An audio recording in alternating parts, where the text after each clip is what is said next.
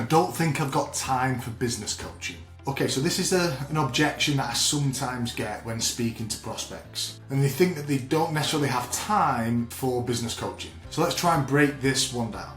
Okay, so with this statement, you're probably going to be in one of three camps. So before we get into that, let's try and first discuss what a business coach actually does. So number one, they keep you focused on the things that you should be doing. Number two, they remove a knowledge gap and help turn decades worth of learning into only a few hours a month. Number two, they remove the knowledge gap, turning what would normally take decades worth of trial and error and random sporadic learning into only a few hours a month. And number three, they also hold you accountable to do the things that you need to do that are going to get results. So when you say, I don't have time to do the things that are gonna, one, make you more successful, two, make you more money, three, allow you to work less, four, help you build a better team, and five, make your business better in every single measurable metric. My question to you is, what are you spending your time on if it's not that?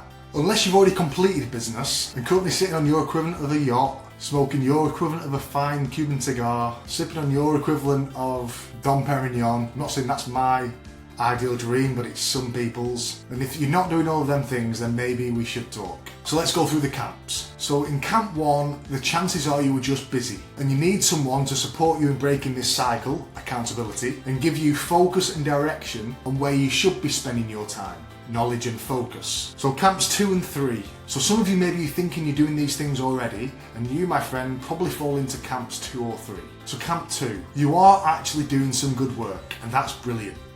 It's brilliant because you would make the best type of client. It means we're not having to start from the ground up.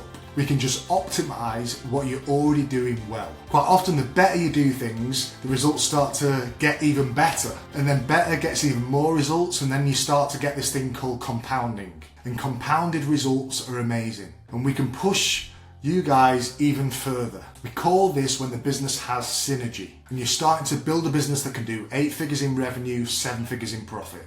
Now it's the small changes that start to have a big impact, not just the big changes. And it's the small changes we now need to work on. Because now 2 plus 2 doesn't equal 4. It can equal 6, 16, 32. We didn't change the number, we're just changing the operation, to coin the mathematical phrase, to times or squared or cubed. If we continue to optimize and make consistent gradual changes to the operation, the results can be huge. As at this point, you might also even want to get your team involved in some coaching too. So camp number 3, you think you're working on the right things, but in reality you're not. You might be keeping busy, but probably not really generating any net positive results. And thus you need some support to make what you are doing effective. Effort and effectiveness are very different. Capitalism rewards effectiveness and effort. Effort on its own achieves nothing. The reason why people can become successful by putting lots of effort in is because they learn to be effective over time by trial and error. You do need to put effort in, but it needs to be effective effort.